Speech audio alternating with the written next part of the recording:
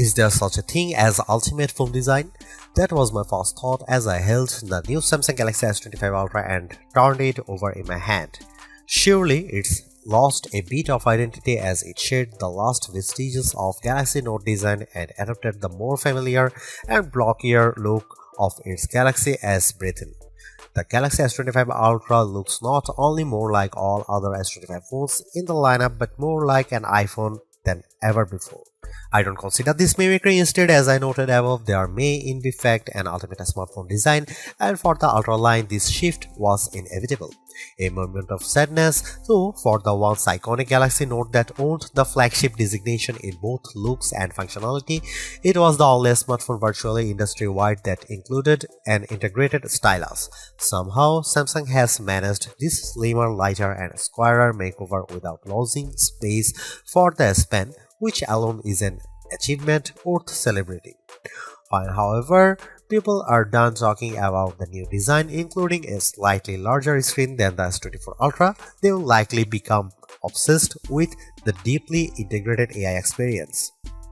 With the S25 line, Samsung has effectively blurred the lines between Galaxy AI Bixby's system-level AI actions and Google's Gemini's generative AI capabilities. And Samsung isn't shy about presenting its partners' capabilities. They are accessible through a long press of the power button, and while the connections between Gemini, Google's apps, and Samsung's apps isn't always seamless and automatic, when it works, it's smooth and quite useful.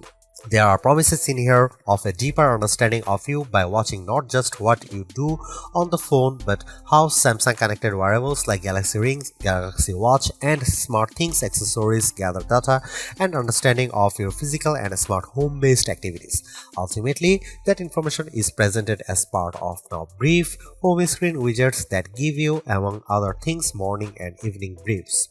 That tracking might sound scary if Samsung hadn't worked closely with silicon partner Qualcomm to ensure that the Snapdragon 8 Gen 8 Elite for Galaxy has a silicon core that's devoted to your personal data engine, and if it weren't for Samsung's liberal use of its Knox security both of the phone and across its ecosystem of devices.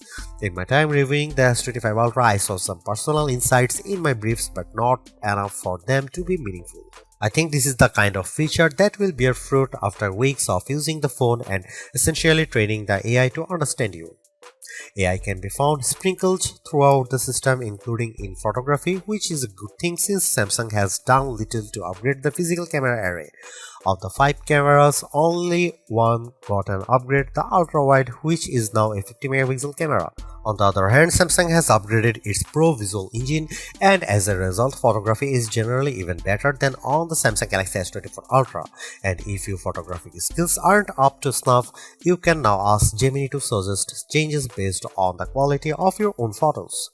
There are more powerful tools for generating AI images and making AI alterations to existing photographs. Sketch to image is more powerful than ever, and I found that using the S Pen with sketch to image generated incredibly realistic AI editions. Samsung's AI integration also extends to sound. It can recognize music playing in a video or hummed by you, and it's also adept at cleaning up messy audio in videos you shoot. This is a better looking, faster, smarter and longer lasting Ultra than any that's come before it, and it still costs the same $199 US. The Samsung Galaxy S25 Ultra was unveiled at Samsung's Galaxy Unpacked event on January 22. It's available to pre-order now in a choice of 4 colors wherever to buy: titanium silver blue, titanium white silver, titanium grey and titanium black, and 3 more that are exclusive to the Samsung store: titanium jet green, titanium pink gold and titanium jet black. The phone ships in either 256GB or 512GB or 1TB storage configurations, and every variant comes with 12GB of RAM. Samsung Galaxy S25 Ultra will begin shipping on February 7 for the following prices. The 256GB variant is $1,299 US, 512GB price is $1,499 US, and 1TB is $1,659 US.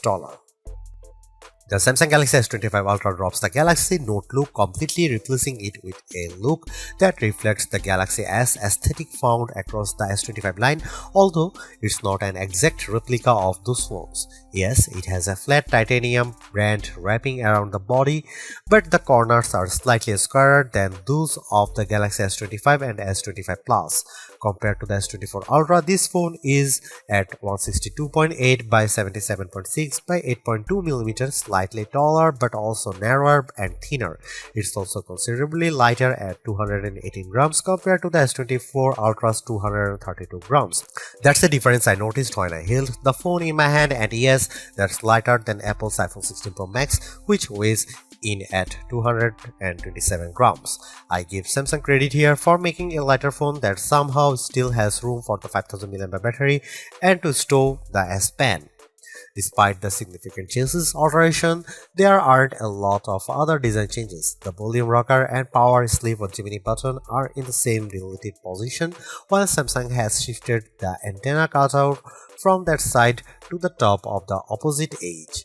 On the bottom is the same USB-C charging and data port, a wide slot for the base speaker, the S Pen slot, and a SIM slot.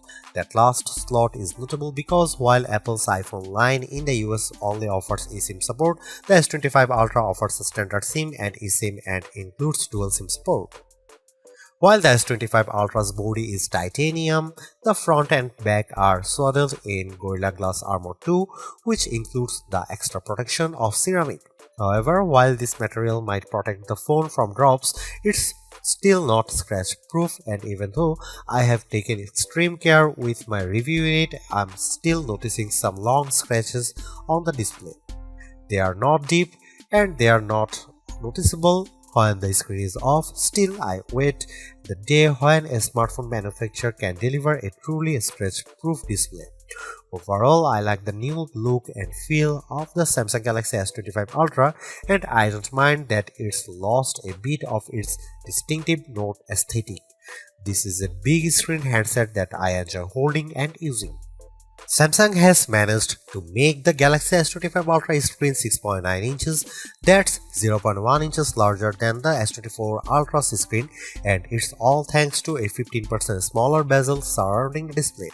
This change to the screen size is almost the full extent of changes between the S24 Ultra and S25 Ultra. It's still a Quad HD Plus display that's capable of running 3120 by 1440 pixels, which is higher res than the iPhone 16 Pro Max's 2868 by 1320 Super Retina XDR display.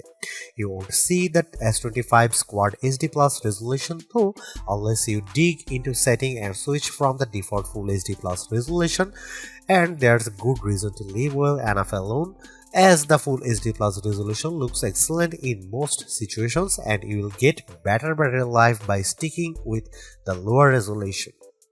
This is still an adaptive refresh rate display, auto switching from 1Hz to 120Hz on an as needed basis. Again, you can save a bit of battery life by switching to 60Hz, but the battery smooth motion is, in my opinion, worth the trade-off. There is one notable update that's not to the display itself, but the display is where you will see it. ProScaler is an image upscaling technology adapted from Samsung's TV Tech. The ability to upscale any lower resolution content is powered by silicon and might come in handy if, say, you are playing an old game or watching an old video on the Quad HD Plus screen. It's a beautiful, perfectly flat screen, and unlike on the iPhone 16 Pro Max, there's no large island cutout for cameras, sensors, and information. Instead, there's just a small circular cutout for the 12-megapixel front-facing camera, and it's not something you notice while watching movies, playing games, browsing the web, or engaging with Gemini. Underneath the screen is an ultrasonic fingerprint reader. I initially only registered my thumb, but found that the scanner sometimes struggled to read my print. My skin is incredibly dry right now, so that might have contributed to the flakiness. Later, I registered multiple digits and found better luck with an index finger. I also used a pin and my face to unlock the phone. At a glance, the Samsung Galaxy S25 Ultra camera array looks unchanged from the S24 Ultras, but Samsung has given the array a visual upgrade. All the lenses now appear to almost float above the chassis. It's a neat effect, but for the most part it's a skin-deep alteration, and Samsung has left almost all the camera aspects unchanged. Here is what you will find on the S25 Ultra. You get the same 200 megapixel main sensor, 50 megapixel 5x telephoto, 10 megapixel 3x telephoto, and 12 megapixel front shooter found on Samsung's previous Ultra model. The only new camera of the bunch is the 50 megapixel ultra wide. More pixels here mean better low light performance for ultra wide shots and more detailed macro shots. As evidenced in my test, this is mostly because the camera defaults to bind shooting, which means it's combining roughly 4 pixels for each one in the final image. Similarly, you will do most of your 200 megapixel main camera shooting in a pixel binned 12 megapixel mode. Here are some camera samples of Samsung Galaxy S25 Ultra.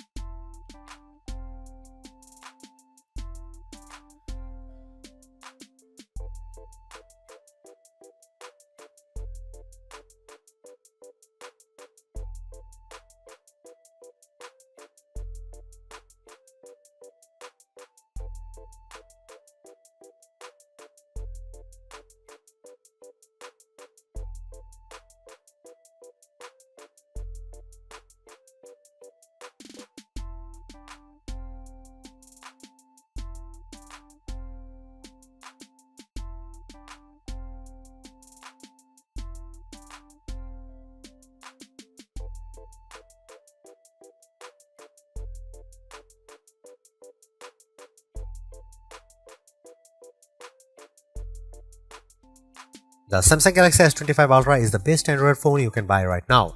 Interacting with AI has never felt more natural or useful. In addition, the phone's gorgeous screen, helpful S Pen, solid battery life, and class-leading power all contribute to Samsung's most well-rounded offering.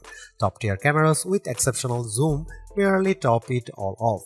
You can get a similar overall experience from the Galaxy S25 Plus and the Pixel 9 Pro XL for less money, but with a slightly smaller screen and without the stylus. For anyone seeking the ultimate Android phone too, the Galaxy S25 Ultra is our editor's choice winner.